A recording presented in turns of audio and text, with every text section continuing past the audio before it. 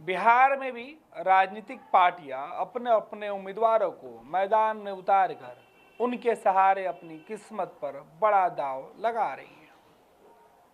बात करें बिहार की 40 लोकसभा सीटों की, 40 ये वो सीटें हैं जो दिल्ली जाने का रास्ता सबसे पहले खोलती है। दिल्ली की गद्दी पर राज करना है तो बिहार उत्तर प्रदेश की सीटें आपको जीतनी होगी। 120 सीटों का पूरा हिसाब होता है बिहार और यूपी मिलाकर, और यही 120 आपके राजनीतिक सफर का सबसे बड़ा प्लेटफॉर्म है। लेकिन इधर तो बात ही कुछ अलग होगी है। बिहार की सबसे पुरानी पार्टी राष्ट्रीय जनता दल, लालू प्रसाद यादव जो विपक्ष की पार्टी है, बीजेपी, जेडीयू, इन 3-4 पार्टियों का सबसे ज़्यादा इतिहास बिहार की सियासत में देखने को मिला है, जो हर चुनाव में अपने उम्मीदवार उतारते हैं। जीत और हार इनके ही आसपास घूमता है। लेकिन इस बार कुछ और अलग ही तस्वीरें दिख रही है। लालू प्रसाद यादव की पार्टी राष्ट्रीय जनता दल ने कांग्रेस और वाम दल के साथ गठबंधन किया, लेकिन पहले चरण के सभी सीटों पर गठबंधन को उम्मीदवार न देकर चारों सीटों पर अपने ही उम्मीदवार उतार दिए हैं। गठबंधन के अंदर सीटों पर नाम का फैसला नहीं हुआ, उम्मीदवारों के चयन का फैसला नहीं हुआ, बस टिकट दे दिया गया, सिंबल दिया गया है। उम्मीदवार ऐसे ऐसे उम्मीदवार हैं जिस पर दाव बहुत पहले से लगाया जा चुका था, लेकिन चली किसी की भी नहीं, केवल लालू और तेजस्वी की। चलिए बात कर लेते हैं बिहार में जिनको पार्टी ने उम्मीदवार बनाया राष्ट्रीय जनता दल ने, वो 4 चेहरे बेहद खास क्यों हैं। उन 4 चेहरों की चर्चा कर रहे हैं। उनमें औरंगाबाद लोकसभा सीट, ज्ञान और मोक्ष की धरती बोध गया की जो सीट है, गया की जो सीट है लोकसभा सीट, उसकी चर्चा करेंगे। नवादा लोकसभा सीट की चर्चा करेंगे, और जमुई, बिहार और झारखंड के बॉर्डर का जो इलाका है वहां की चर्चा करेंगे।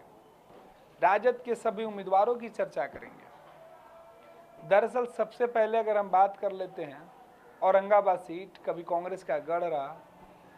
कई चुनाव में कांग्रेस के यहाँ से उम्मीदवार मैदान में उतरे, लेकिन जीत नहीं मिली। दरअसल एक तरफ जमुई बिहार और उत्तर प्रदेश, माफ कीजिएगा, बिहार और झारखंड को जोड़ता है, तो औरंगाबाद का जो जिला है वो बिहार, उत्तर प्रदेश और झारखंड तीनों ही जगहों से घिरा हुआ है, इसीलिए खास हो जाता है। औरंगाबाद लोकसभा सीट से राजद ने अपने नेताओं को छोड़कर, अपने पार्टी के विधायकों को छोड़कर नीतीश कुमार के पार्टी के पूर्व विधायक के ऊपर दाव लगाया है। कभी वो गया जिले से विधायक होते थे। दरअसल गया औरंगाबाद का बॉर्डर इलाका जो है सटा हुआ है। दोनों ही राजनीतिक जानने वाले, समझने वाले इस क्षेत्र से काफ़ी ताल्लुक रखते हैं, और गया के उम्मीदवार को औरंगाबाद से लोकसभा लड़ाया जा रहा है। अभय कुशवाहा नाम है, राजपूत बहुल इलाका है, और कहा यह जाता है कि राजपूत और यादव का उस गढ़ में बोलबाला रहा है। लेकिन वहां से इस बार कुशवाहा पर राजद ने दाव खेलकर भाजपा को परेशान कर दिया है। बीजेपी परेशान है, उम्मीदवार बदलने तक की नौबत आ गई है बीजेपी की। सिटिंग सांसद की कहीं टिकट न कट जाए, हालात ऐसे हो गए।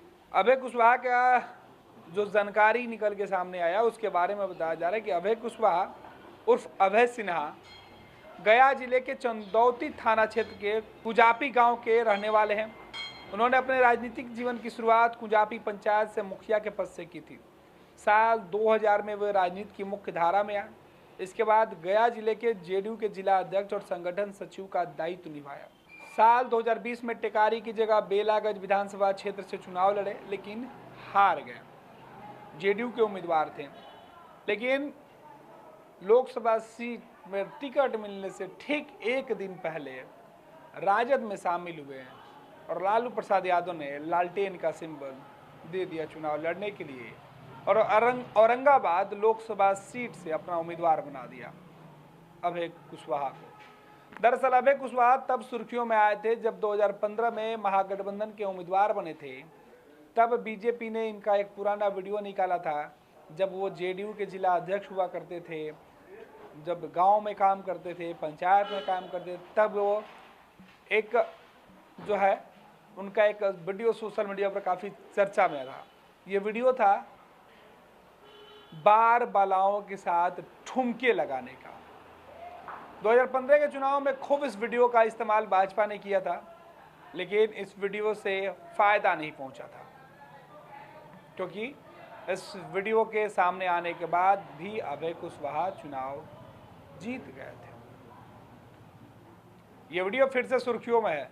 इस बार भी ये वीडियो खूब ज्यादा ट्रेंडिंग कराया जा रहा है। अब देखना है कि अभय कुशवाहा लोकसभा सीट में क्या कमाल, क्या धमाल मचा पाते हैं। जिस तरीके से बार बालाओं के साथ ठुमके लगा रहे हैं, क्या इस बार औरंगाबाद की जनता इनको ठुमके लगाने का मौका देगी संसद में? बात दूसरे उम्मीदवार की करते हैं। ये उम्मीदवार जमुई की हैं। जमुई सुरक्षित सीट है और इस सीट पर चिराग पासवान 2 दफे से सांसद थे, लेकिन बदली हुई परिस्थितियों में चिराग ने इस बार हाजीपुर सीट को चुना और जमुई से अपने बहनोई को लड़ाने के फैसले किए हैं। हालांकि अभी तक नामों का ऐलान नहीं हुआ, लेकिन चर्चा हुआ है कि अरुण भारती जो हैं चिराग पासवान के रिश्तेदार हैं, वो चुनाव लड़ेंगे। यहाँ से राजद ने एक ऐसे उम्मीदवार को टिकट दिया है जो कॉम्बो है। उनके बारे में बताया गया है कि ये उस इलाके से ताल्लुक़ रखती जरूर हैं, लेकिन इनका सरोकार उस समाज से नहीं है जो सीट है सुरक्षित है। खैर, इनके बारे में बता दें कि इनका पूरा नाम अर्चना रविदास है। राजद नेता मुकेश यादव की पत्नी है। मुकेश मुंगेर के विधान परिषद के सदस्य हैं। स्थानीय निकाय कोटे से चुनाव लड़े थे, लेकिन चुनाव हार गए थे। लालू परिवार के करीबी हैं, पार्टी के प्रति समर्पित हैं, इस कारण अर्चना को टिकट मिला है। लेकिन अर्चना रविदास को टिकट मिलने से पहले ये बात ही जानना जरूरी है, अर्चना की शादी मुकेश यादव से हुई थी, इसलिए पति के नाम की जगह वो अपने पिता का नाम लगाती हैं। वो उस समाज से आती हैं, अपने पिता के समाज और उनके समाज के वजह से इनको उम्मीदवार बनाया गया है। इसलिए मैंने कहा कि ये कॉम्बो यानी कि मिश्रण है, यादव और रविदास। जो सुरक्षित सीट है उसमें दलित, महादलित, ओबीसी और ईबीसी जो समाज के लोग होंगे वो इनसे प्रभावित हो सकते हैं। यही वजह है कि राष्ट्रीय जनता दल ने एक बड़ा दाव, एक बड़ा कार्ड खेला है। नवादा की बात करें, नवादा लोकसभा सीट एकदम नया चेहरा, हालांकि राजद के लिए कोई नया चेहरा नहीं है, श्रवण कुशवाहा। नवादा में जहां भूमियारों को इसके पहले टिकट देकर लड़ाया गया, जिताया गया, उस गढ़ में इस बार नवादा से कुशवाहा के ऊपर दारोमदार है। हालांकि यादव बहुल इलाका है और राजद के भरोसेमंद नेता राजबल्लभ यादव का पूरा जो राजनीतिक कैरियर है और उनके परिवार की सियासत वजूद है, नवादा के कण कण, रंग रंग में रचा बसा है। नवादा में संपन्न, नवादा में बाहुबल। हालांकि पिछला चुनाव राजद ने नवादा में राजबल्लभ यादव की पत्नी के ऊपर बड़ा दाव खेला था, लेकिन सफलता नहीं मिली थी। इस बार वहां से यादव नहीं बल्कि कुशवाहा समाज के नेता पर मुहर लगाई गई है। राजद के नेता थे, विधान परिषद के लिए भी इनको उम्मीदवार बनाया गया था, लेकिन जीत नहीं पाए थे। राजबल्लभ के भतीजे जीत गए थे चुनाव निर्दलीय होते हुए भी। इस बार वो फिर से विरोध कर सकते हैं, क्योंकि इस बार राजबल्लभ के परिवार से एक और सदस्य लोकसभा के चुनाव लड़ना चाहता था, लेकिन उसको सफलता नहीं मिली, टिकट राजद ने नहीं दिया, लिहाजा वो विरोध में है। अब बात करें कि जिस श्रवण कुशवाहा के ऊपर लालू प्रसाद यादव और तेजस्वी यादव ने दाव लगाया है, उनकी कहानी क्या है। दरअसल श्रवण कुशवाहा राजद में प्रदेश महासचिव है। राजद ने उन्हें नवादा लोकसभा का प्रत्याशी बनाया। इसके पहले वह मुखिया से लेकर एमएलसी और विधानसभा का चुनाव लड़ चुके हैं, लेकिन मुखिया छोड़कर कोई भी चुनाव वो नहीं जीते थे। पहली दफे राजद के सिंबल पर एमएलसी का चुनाव लड़े, बुरी तरीके से हार गए थे। पूर्व मंत्री राजबल्लभ यादव के भतीजे अशोक यादव यहाँ से चुनाव जीते थे। 2020 में नवादा से विधानसभा का चुनाव लड़े, लेकिन हार गए। और अब बात सीधे तौर पे उस सीट की जिसकी चर्चा सबसे ज्यादा है, गया लोकसभा सीट। 3 बार बिहार के पूर्व मुख्यमंत्री जीतनराम मांझी विधायक और मंत्री होते हुए भी लोकसभा के उम्मीदवार बने और हर बार चुनाव हार गए। कई बार गठबंधन उन्होंने बदला, एनडीए के साथ भी वो चुनाव लड़े और महागठबंधन के साथ भी चुनाव लड़े, लेकिन उनको सफलता नहीं मिली। इस बार कुमार सर्वजीत जो गया के विधायक हैं, नीतीश कैबिनेट में राष्ट्रीय जनता दल के साथ जब गठबंधन था तो उनको मंत्री बनाया गया था।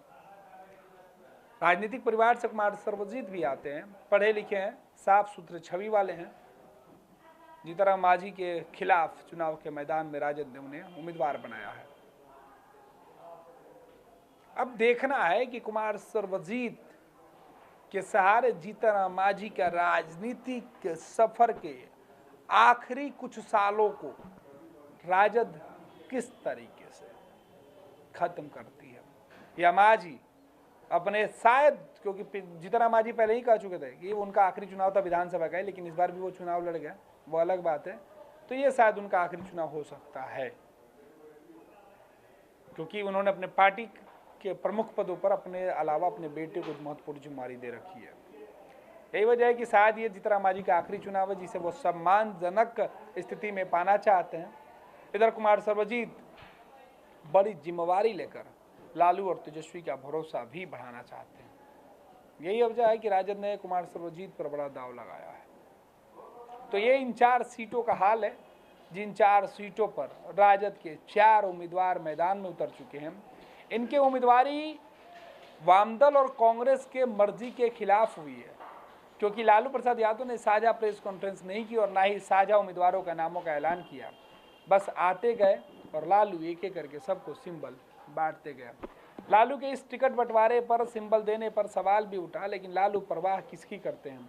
लालू तो अपने मन से अपनी पार्टी और अपने बिहार में गठबंधन को चलाते हैं।